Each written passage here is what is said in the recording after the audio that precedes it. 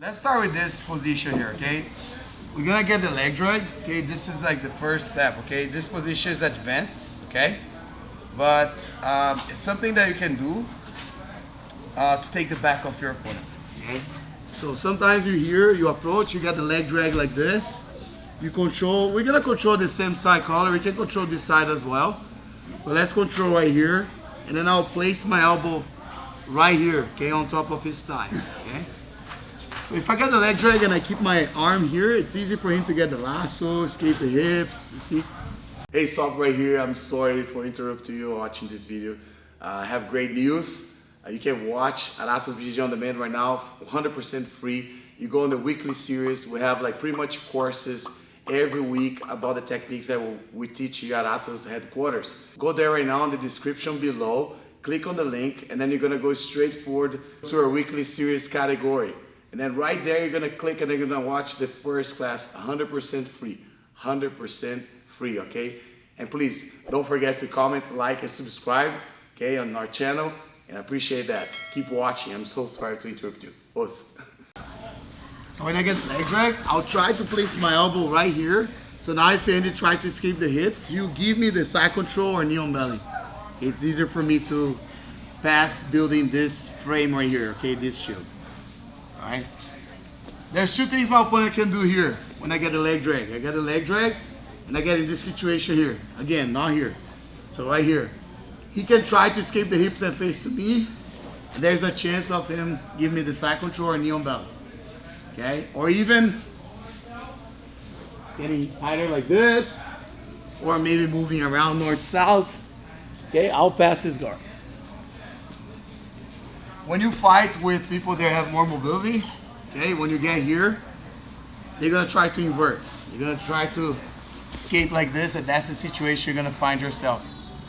That happens a lot, right? So when you fight with flexible people, and actually people with good guard, right? That's how they recover. Because once the person battle feels that there's no way he can do the lasso anymore, he's gonna try to move away framing and like lifting the hips like this and try to put on guard right now. And now I start opening like this, okay? So I will take advantage of this move to attack his back, okay? So while I'm here making the frame and Andy like standing up, go right here. You see my right foot, right here stapling his leg. This foot right here, I'm gonna hook this leg, okay? So my foot was right here, turn around. My foot was right here. I go like this, okay? So I'm gonna show the move faster right now so you can picture the way you're gonna do. And later on, I'm gonna show all the details. One, so he's gonna start inverting like this. Go, try to recover, and go here. Okay? And you see it's like a crab ride. Kind of like I'm doing a small like cartwheel, I would say. Right? And then I'll get in this situation here. And the great thing of this position, you see I grab this collar here. If Andy tried to put his back on the floor to face to me, he's trapped. You see, it's hard for him to turn. Try to face the silly, it's hard. The only way for him to escape from this is like rolling, like this. He's gonna be always exposing the back to me. So it's really important to get this hook as fast as I can, because now if he tries to roll and face, that way I can put my elbow on the floor, I can chase him, turn fast. I can chase him like this, and then I'll end up on his back with both hooks. Okay? And now from here, we're gonna start attacking his back.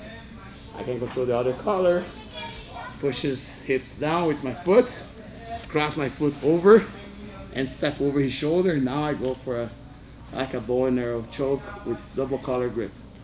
Because bow and arrow is like this when you grab here, but you can do with double collar grip, okay? Again.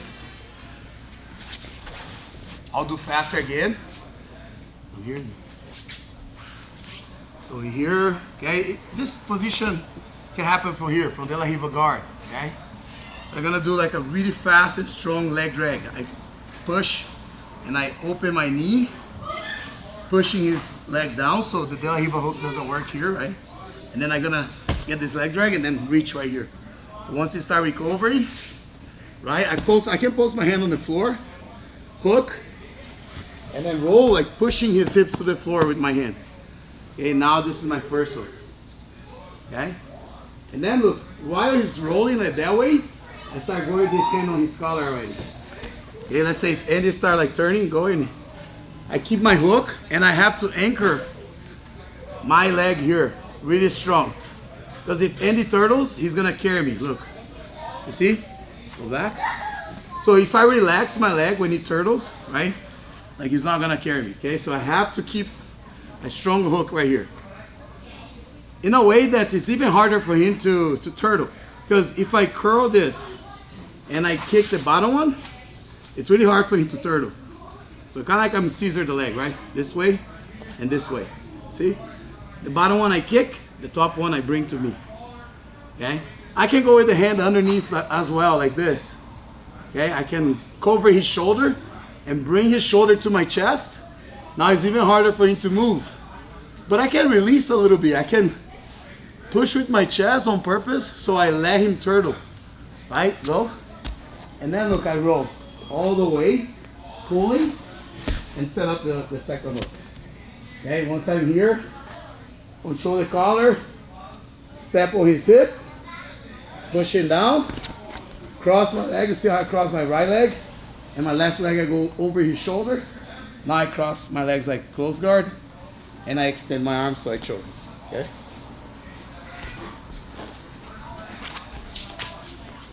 Again. I can be here and start approaching like this, or very common situation in fights, you're on the La Riva guard, okay, and you're controlling here. You can grab as a C grip, okay, right here. Sometimes the pins are too baggy, and sometimes it's hard for you to throw like this. You just go here. So you got the leg drag. You go one, leg drag. You see, like I go with my forearm right here, and I go for the collar grip. So if you go like this, here, and then put the elbow after, maybe it's too late. Okay? And when you escape the hips, it's hard for you to find the frame here. Okay? So I'm here, I go like this. See? Now Andy's gonna go upside down. I post my hand on the floor, crab ride, look. And then my hand goes on his hips right now here to push and get the hook. Okay? Anchor, kick, and now look, try to turtle, Andy. Try to put your back on the floor, right? He's stuck. Now look, I start getting the collar, okay? I can put my foot on the floor, in this case, and drag it to the other side as well. So now I'm with the collar choke, right here. Okay, I can choke him like this, go back in. Or if you stop right here, I can start going for the choke from the back, okay? If he turtles, you just follow him. Okay? You guys got it?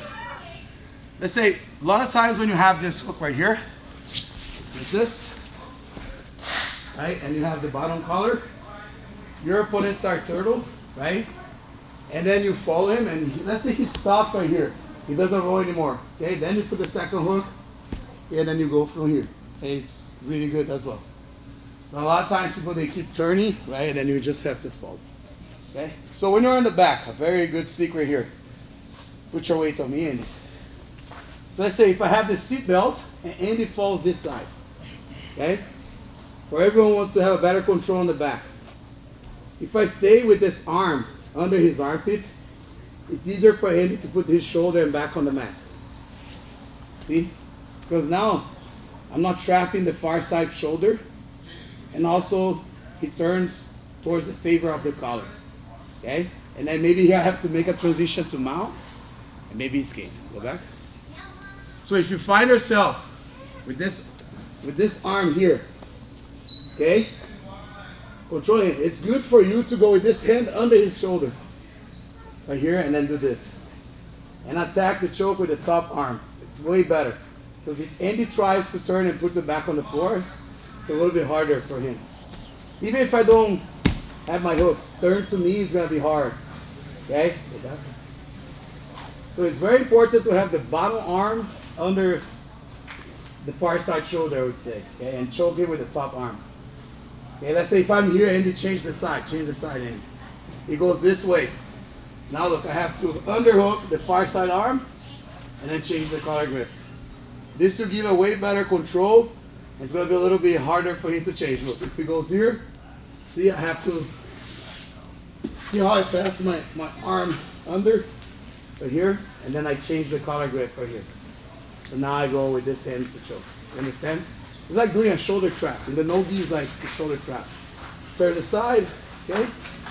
I scoop my hand under his shoulder, and I trap the bottom arm. It's way harder for him to defend and put it back on the floor. Okay? Just a little tip. So now I want to see you drill it like this. You're here, okay? Push, leg drag. Get it? He's gonna try to invert. Okay. Now look, he turns. Get the collar choke. If he's lean this way, then you sit up an elbow and then choke him. Or you can even go for the reverse loop choke, like Sarah likes to do that one. If you stay in the middle here, then you push it down, cross the leg, and step away. Okay, that's it. Any question? No? No? Yes? One more time.